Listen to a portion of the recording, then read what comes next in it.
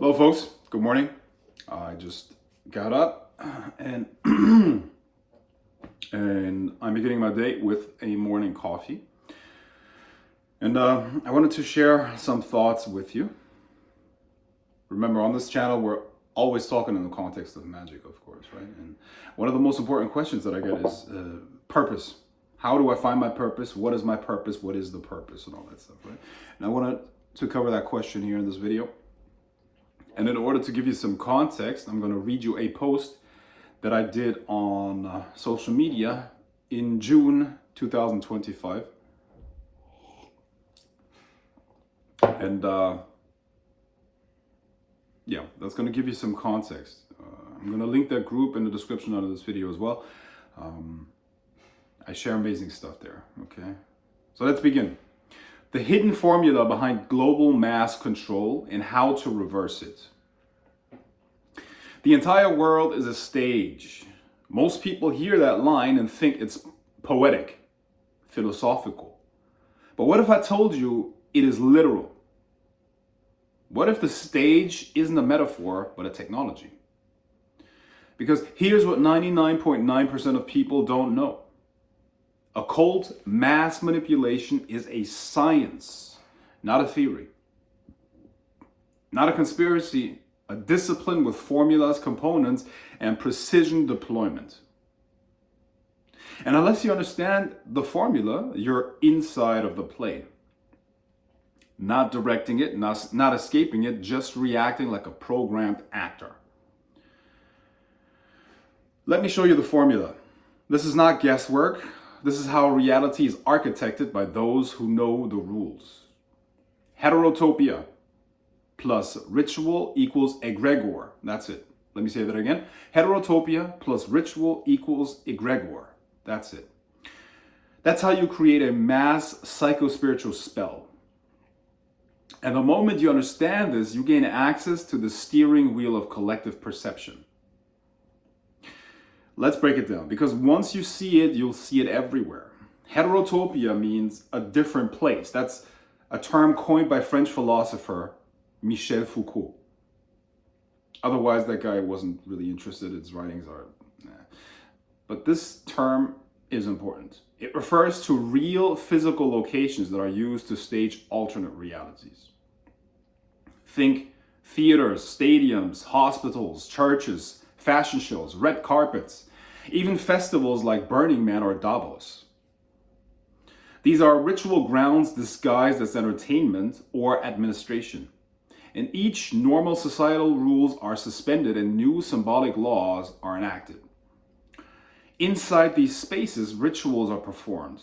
Not fake candle lighting or goat sacrificing, usually, but symbolic sequences, scripted actions with deep archetypal meaning. The Oscars, not just a show. It's a hierarchical priesthood ceremony broadcast globally. The World Cup, a planetary level gladiatorial ritual with tribal rooting energies. These rituals create a liminal state, a temporary loss of identity, a trance, you could say. And into that void, new programs are installed. When millions of minds are focused on the same symbolic act, a collective thought form is born. This is called an egregor. It is not a metaphor. It's a real psychospiritual being created from mass mental energy. And it doesn't disappear after the ritual ends. It lives on, feeding, growing, influencing decision-making from the unconscious. This is why wars get greenlit overnight, why people accept control without question, why trends and moral shifts seem to just happen. They don't. They are engineered by those who master the heterotopia plus ritual equals egregor formula. Now, here's the part that changes everything. If this formula works for them, it can work for you. But only if you stop acting like an extra in someone else's story. And start authoring your own mythic operating system. How? That's where I come in. My name is Aurelius Sopex, and I teach elite level esoteric technologies that reverse engineer this formula, not to destroy it, but to wield it for your personal dominion. I run 2 invite-only Telegram groups for serious initiates, Money Magic Masters, where I teach you how to master the current of wealth. I'm going to post that in the description under the link as well. Seduction Alchemy Lab, where I break down psychic seduction, how to radiate mythic, erotic magnetism, penetrate the subconscious of targets, and create literal soul hunger in those you choose to attract. This isn't dating advice, it's operational charisma built on psychic sovereignty. Of course, I'm going to put that link in the description under this video as well. So here's your choice. Keep being programmed by rituals you don't understand, or learn to build your own egregore, one that feeds you instead of the system. Join the Money Magic Masters group, enter the Seduction Alchemy Lab, become the operator, not the object. The rituals are happening either way, but after today, they won't be hidden. Only join if you're ready to rise. Aurelius Sopex awaits. So, obviously the main point of me reading this post was not to talk about the Telegram groups, Money Magic Masters and Seduction Alchemy Lab. However, if you want, you can join them, of course. But the main point was the other contents. I wanted to highlight something about this world that you have to understand. If you've been interested in the occult in some way or another, I'm sure you heard about things like the Illuminati, or, that there's an esoteric agenda going on behind the scenes, and that we're not told the whole truth, and there's mass manipulation that is actually a big ritual in disguise, and that is essentially what I just explained in that text, how that works. There's an exact formula. And if you understand that formula, you can use it to your own benefit. But what does that have to do with purpose? Now, let me tell you about my own purpose, how I found it, and then I'm going to explain to you how you can find your own. So, today I'm born October 8th. I'm a Libra astrologically. I'm a Scorpio ascendant and have a Pisces moon. Whatever you do with that information is up to you, right? Today is Friday the 12th, 2025. So at the day of filming this, I'm 40 years old. I was born in Germany, in the south of Germany, actually Munich. For those of you who don't know Munich, that's a city of a little bit more than 1 million people, 1.5. I think it's grown to 1.8. I think it's 1.8. But at the time, it was around 1.3, 1.2, 1.3 million people. In 1984, October 8th, 1984, I was born. Now, I've had experiences with the occult. From very early on, that runs in my family actually. In particular, from my father's side. Okay, so my grandmother was a witch, and I had some stuff like that in my mother's family as well. My mother, however, was an orphan, and most of her family obviously were not connected to her, but there's some stuff that I could recover later on that is connected to this stuff as well. Okay, so in my family, magic wasn't necessarily a taboo, but I had contact with my grandmother that was a hardcore witch, you could say.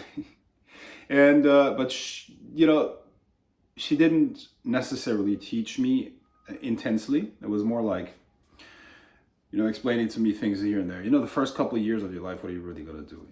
But it was never denied that magic exists. It was a complete normal reality. My father was talking about his precognitive dreams at the breakfast table. He was telling me, okay, this is what's gonna happen here and there, and it came true. And so this was not alien concept to me. Nowadays, a lot of people grow up in like atheist families or in these you know, I don't know. But the point is, for me, this was never a strange concept. It was never forbidden. It was never like suppressed, if that makes sense. Okay.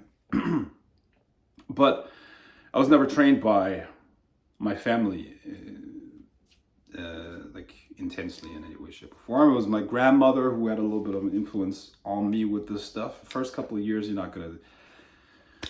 The kid can't even follow at that point, right? Now, when I started getting a little bit older, right around like, I don't know, 5 years or so, 5-6 years, I began to like be consciously aware. Like your consciousness shifts around 7 years old. Before that, you kind of like you're in a dream state anyways, right? But then when I got a little bit older, I could sense the spirits in the room, see them. And generally speaking, was kind of like my world was always a little bit different than the ones of most people, right? Even though I assume, or I believe that everybody has that ability, or these abilities, everybody has that, but it gets trained out of them. So, but, you know, it was still more or less, you know, normal, if that makes sense. Okay. Now, at around 12 years old, I had a near-death experience. And I'm not going to share what I experienced there, but I returned back. Survived, obviously. And then it really started to take on a different direction. Now, my experiences were more intensified. My senses opened more intensely, and something else that happened was at 13 years old, I had a teacher. Okay, she was about to retire, an old lady. She was always very mysterious. She had a good heart. I could see that, you know. We all found her strange because she was different from the other teachers in the sense where you could tell that she wanted to tell us things that weren't really part of the curriculum, okay? And she would ask like deeper questions, and she would actually be interested in kind of like our personalities. And she would make comments like that were deeper than, you know, they were like snapshot descriptions of our souls and our lives and things like that. Oh, you are like this. Oh, you like she had a very deep perception, you could tell. At 13 years old, you can't really. What are you gonna say? Now this lady was about to retire, and the last day of school, like as you do it, like school closes and you stay there a little bit longer to talk to whatever your classmates. And she called me and she told me, listen, Frank, I can see that you're really, really awake. Or no, that's not what she said in that moment. She said, you know what? Why don't you come over to my place on Saturday? A 13-year-old boy, she's a retired teacher, right? But nowadays, I don't even think that would fly, you know. But back then, you know, I didn't think too much about that. But she told me, hey, I have to share something very, very important with you, okay? I have to share something very, very important with you. Okay, I don't know what's going through your guys' dirty mind here. Okay, but I was completely innocent. I wasn't thinking about any of that stuff. Okay, even though it's strange. Why would you call your 13-year-old student to your house when you're retired by himself to give him a private class or private lessons? Like, what does that mean? Anyways. So I went because I liked her, and I could tell that she was really, really interested in me. You know, like school is mostly like people don't give a fuck about you. Like teachers don't give a fuck about you, mostly school teachers. But I could feel that she had respect for me. She saw me as a real individual, right? So I went, and this scene, as I was coming in, she had prepared pizza for later. But before we ate the pizza, I came into that room, like all kinds of, like it was her living room, but it was like all kinds of esoteric stuff. You know, these older ladies that are kind of like into whatever spirituality, esoteric stuff, and all these things. It was that kind of vibe, but a little bit darker, if that makes sense. Okay, so symbols everywhere, puppets, dolls, spiritual symbols. You know, an image of Blavatsky. You know, here's a picture of other. You know, I don't know if you're familiar with German occultism, right? But and you know, German occultism obviously had influences all over the world, right? But some of the most interesting writings when it comes to the occult, magic, and all that stuff have been written in the let's say late 19th, early 20th century. Germany, German-speaking countries, and that stuff kind of like was twisted into some of the Nazi ideology, which was a religion. The Nazi ideology is actually an occult religion. You know, if you study that stuff a little bit, you will see that the Nazis were into this stuff deeply, right?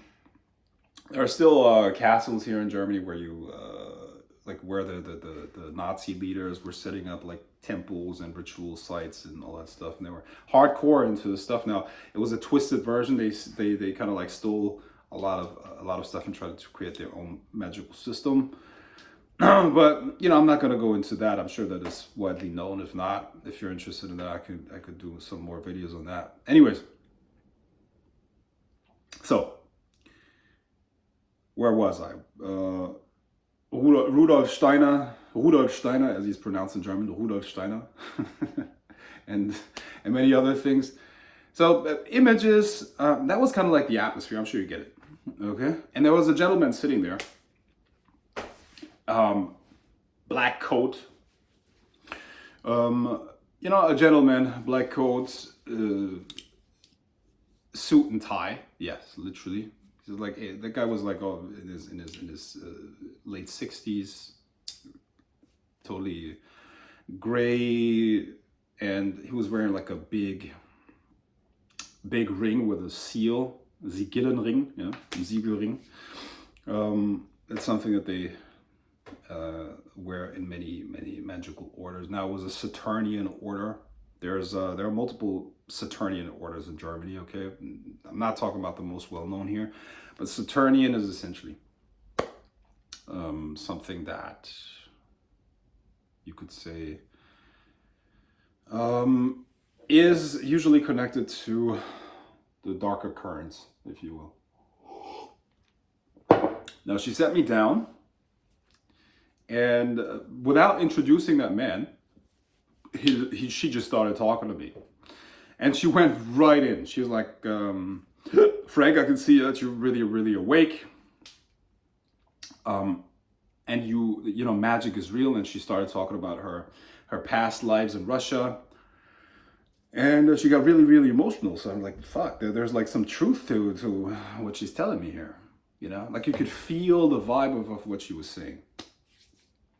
And then she told me, you have to pick your destiny now. You have to pick your destiny now. And she handed me a deck of cards. It wasn't a set of tarot cards. You know, there are different divination cards out there. But she told me you have to pick your card. You have to pick your destiny now.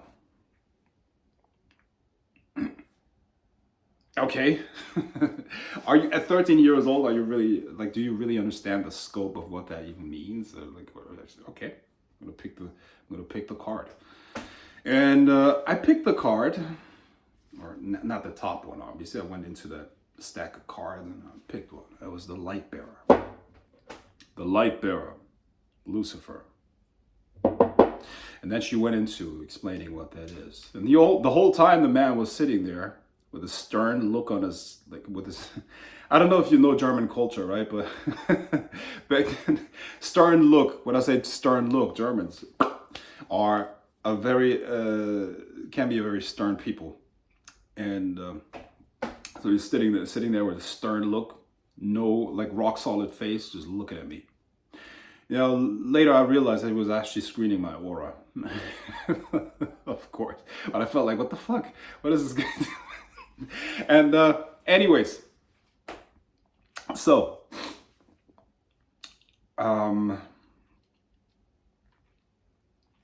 so she explained to me what that actually means. And I told her, well, and at that point I realized it wasn't even me speaking. It was like something deeper. Or it wasn't my 13-year-old personality. Something deeper within me started to speak. And this wasn't Lucifer either. It was actually Aurelius Sopax, my higher self, my daemon. Started speaking, started to kind of like, I started to say things with a knowingness that I didn't know where it came from, but I knew things. All of a sudden I started to realize things. Knowledge that was accumulated for many lifetimes came just to me. I was like, but there's so many, I still have to do so many other things before I can do that. I have to put this in order. Ich muss das in Ordnung bringen. Ich muss erst das, aber es gibt noch so viel zu tun, bevor ich das tun kann. Ja? Ich kann das jetzt nicht machen. Ich habe noch so viele andere Dinge zu lernen. And her answer was, like what I just said was, there's so many other things that I have to prepare first. I can't do it right now. And she told me, no. You have to do it now. There's nothing else that is more important than this. You have to do it now. And I said, okay.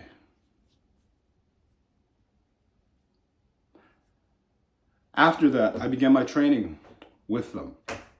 That was disguised as extracurricular lessons. So after school, I would spend more hours. Like that was kind of like the stuff that we were using as the official message or the official story about why I would spend so many hours there and things like that. But that's what my training started.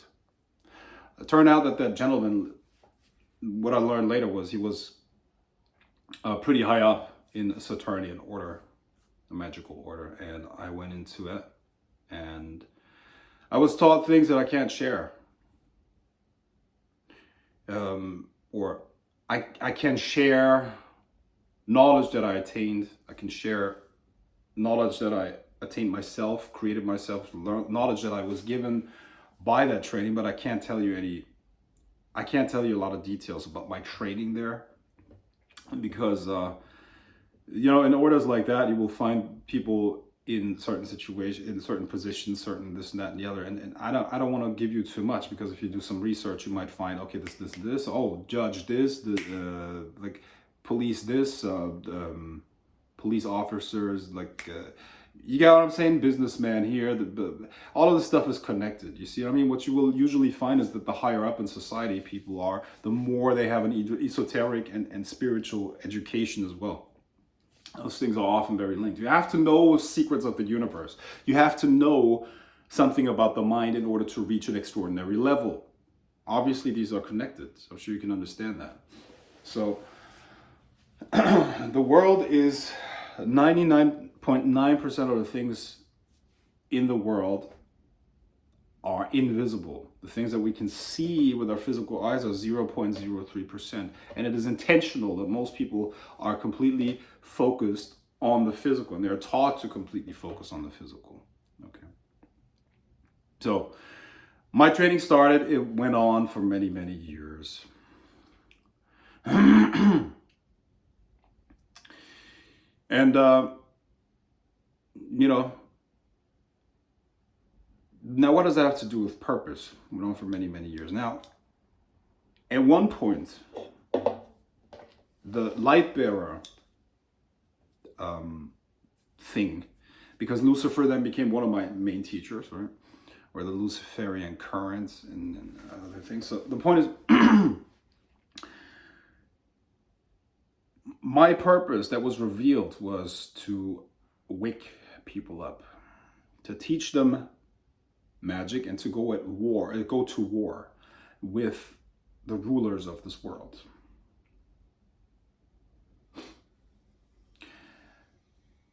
It is my purpose to empower people with this secret occult knowledge, so that they can fight back and take control over their lives. See, this world is one big ritual, or rather the society that we're living in is one big ritual. It's been for eons. The very laws that have been written, the very vocabulary that you've been taught, limit your thinking. And words are spells. They're spells. And if you want to feel whole, you create the opposite. You live in a cell. Your body is composed of cells. You live in a prison. You see, it's all like it goes on and on and on. This is a matrix of control, a matrix of power, and it's not working for you. It's one big ritual for specific entities, where your energy and the energy of all humans, animals, and everything is just being harvested and being fed to certain entities. And most people that have the knowledge that I have, they're just collaborators. They just collaborate. Okay, what they do is they gain favors from, or they understand the rules of the game and they benefit themselves. And one of the rules of this game is that energy flows from the bottom to the top. So the more knowledge you attain, the more powerful you become, the more energy flows towards you, and that can be transferred into many, many things like power, wealth, influence, and so on and so forth. By the way, the people with the visible power are obviously at the low level, because you don't want to be a target, obviously, right? One secret in the universe is influence and real power is always invisible. Please understand that. That's another thing that you should take away. If you can identify people in public or people in society that have power, they're puppets. And that includes presidents, that includes all celebrities, it includes all of those people.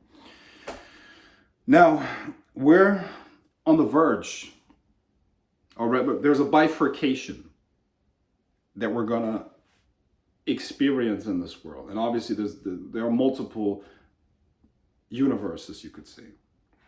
It's a multiverse. Now on this planet, we're right now moving into a split in which we have the ability to move into a higher stage of evolution as humanity, and we're no longer constrained by this, okay? Please understand that this entire system is based on, first of all, ignorance of people, number two, compliance, and number three, people not knowing how to use those same tools, because this stuff is available to you as well. Magic is available to you. It's about learning and using it. And once you become a magician yourself, you can no longer be controlled. Now, our future, which was shown to me by higher forces, benevolent aliens, entities, and so on and so forth, lies in becoming, like, from our perspective, godlike humans, if that makes sense, or superhumans, godlike creatures with things that are, from a normal human perspective, not possible. And the other option is, a forever sealed destiny of slavery and being fed on and being food. And your soul is going to continue to reincarnate into this factory in which you go through. All your energy, all your suffering, all your pain is being harvested and is being used as fuel, which has happened for many, many lifetimes. I guarantee you, this is not your first lifetime. If you're watching this video, I guarantee you've had many, many, many lives. Now, this is my purpose. My purpose is to lead a rebellion and to lead and fight a spiritual war for the future of humanity. That is what Aurelius Sopax is here for. Aurelius Sopax is my daemon. And now in that context, I have to explain to you what a daemon is. The whole universe is one energetic system, and it expresses itself through individual energy fields. Now, this higher self, this not the holy guardian angel, but your higher self is your daemon. It's a God form. It's an individualized God. Much, much greater than your biological self. But that daemon is what you're supposed to embody. Your lower self is supposed to grow into that daemon and to start reflecting it. Okay. Now, my daemon is, like I said, is that. It's a god of, I'm not going to reveal what type of god it is, but I'm sure you can imagine. And it is his purpose, it is his job to lead a rebellion against the system and to liberate as many souls and as many daemons as possible. In order to do that, the person needs to be connected to their daemon. They need to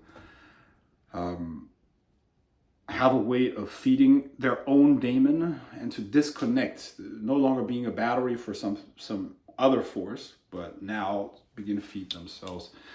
And in that context, magic can not only be learned, it can be mastered. And the person themselves becomes a master of the forces of magic. And the more people are liberated, the more consciousness becomes liberated from these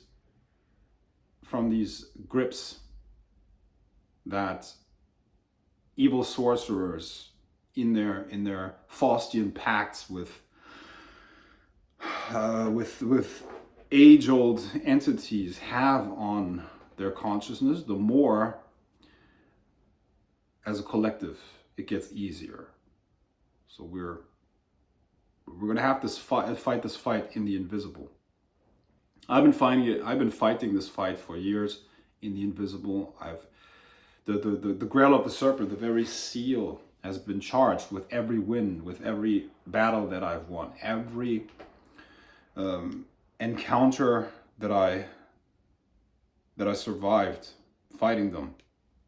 All of that energy is put into the seal of the grail of the serpent. It is in itself a very, very potent magical symbol.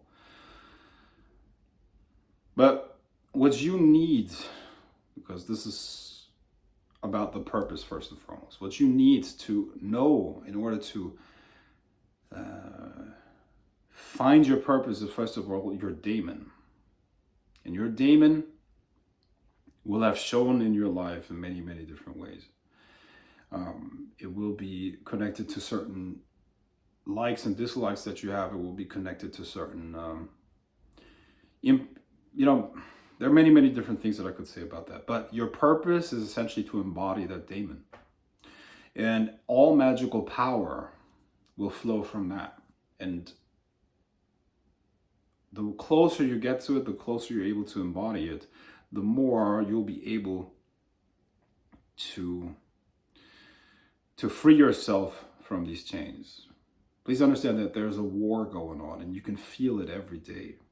It's a war for your soul, it's a war for your energy, it's a war for your very essence. And this war can be lost.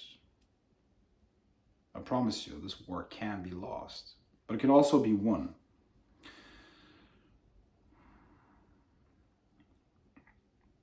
So I'm looking for allies.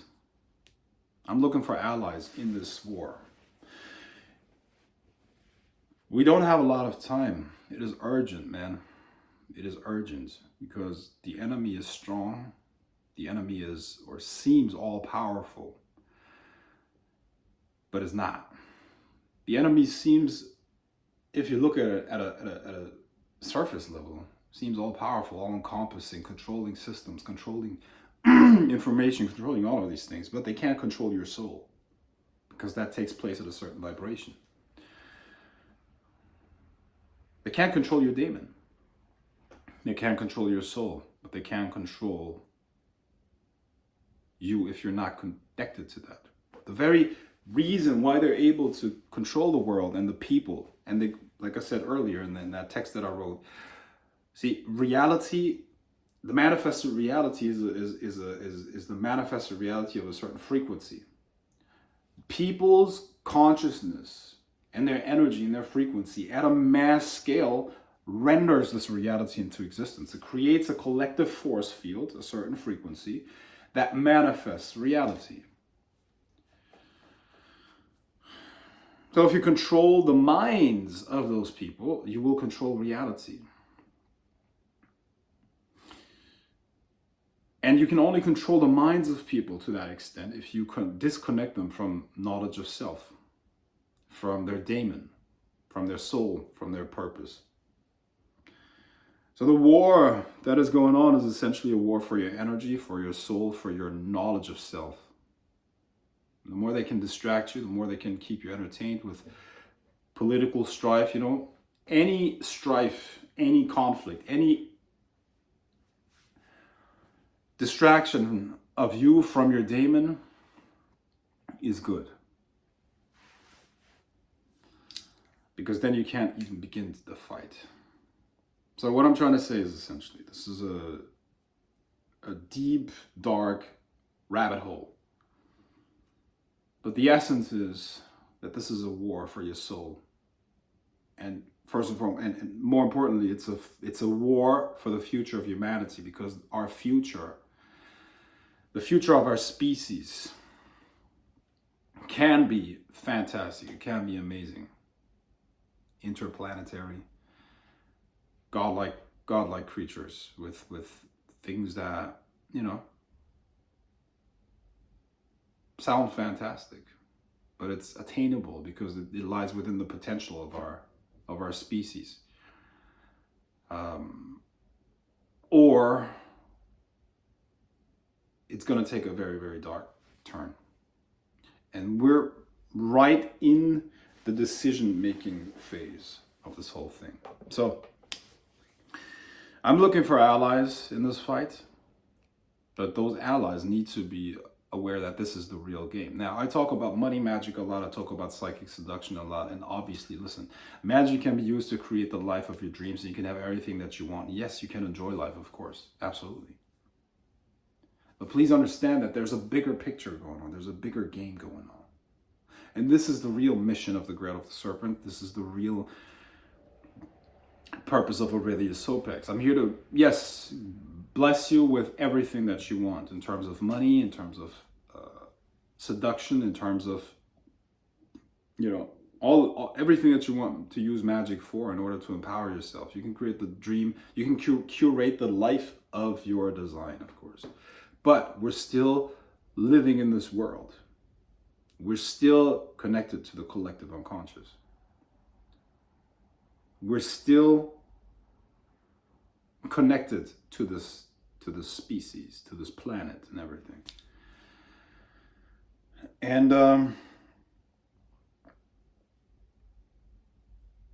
well, I for sure have to fight this war. In fact, I have to lead the fight against those dark brotherhoods, brothers of the black cloth, ancient evil sorcerers that created and curated the system, from the banking system to, you know, many, many other things. I'm not going to go into that right now. The point is, I'm looking for allies, and I'm going to wrap this video up because I'm beginning to repeat myself. I'm looking for allies. You need to find your purpose, but that purpose is connected to your daemon, and that, once again, in my opinion, must take place within this context of this greater spiritual war. So if you, because I'm looking for allies, I can't fight this, I can't win this war alone, even though I can fight it alone, but I can't win it alone. I need allies. So if you're one of my allies, message me in the Telegram profile that's put into the description under this video. So that is my message this morning. You got to know me a little bit better. Aurelius Sopex, your favorite sorcerer. And That's how I'm gonna continue my day.